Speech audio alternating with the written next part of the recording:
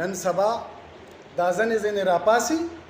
نو په علماو پسې خبرې شروع کړي نو د دې نه اوس هغه علما هم نه دي خلاصه راپابسي زه خو فلانې مولا نه منم ای جوسه نو پتا باندې اوس چاله مولا منلی دی ته یې څه شی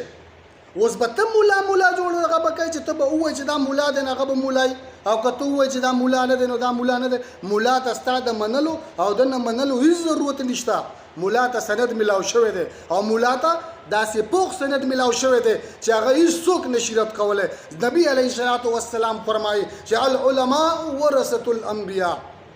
علما دا د انبیاء کرامو وارثان دي دا یو داسې سند دی چې ستاسو په شانتې خلک په دې باندې هېڅ قسم رد نشي کولی د الله په حکم باندې او په مولا پسې خبرې هغه کسان کوي چې د ټیز او د پوسکې نه نه خبره ټیزنانه چې په ټیز او په پوسکې باندې او دست ماتیږي او که نه ماتیږي نو چې ټیز او پوسکې ته وځي نو هم به په دغه مولا پسې ګرځي چې مولي صاحب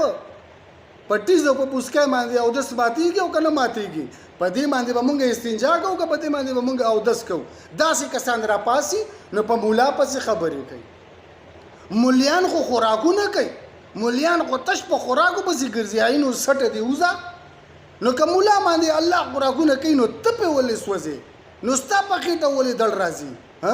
هغه خو د الله خاص بندګان دي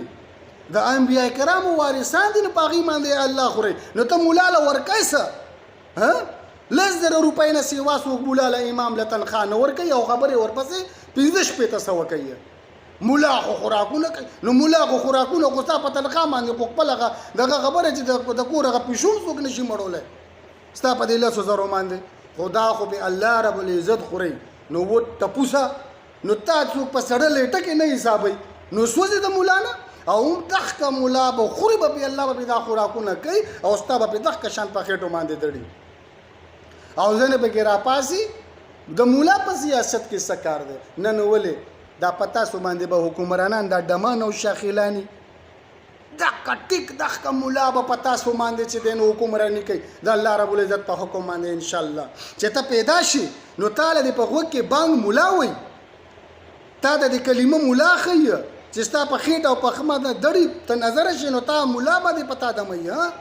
او چې کله مړ شي نو ستا له د غسل هم مولا درکوي او بیا د ستا د جنازه هم مولا کوي خو حکمراني دي په تا باندې ډمان او شاخیلان کوي هېڅ کله هم نه کېږي که جای او که خان دی انشاءالله چې دغه علما به په تاسو باندې حکمراني کوي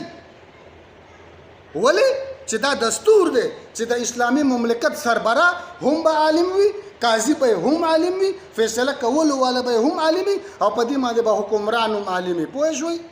نو انشاءالله دغه علما به په ستاسو په سترګو کې لکه د ازغو په شانتې غړېږي دوی به تا ته په اسمبلی کې هم ښکاري انشاءالله او دوی به په تاسو باندې حکمراني هم کوي د الله په حکم سره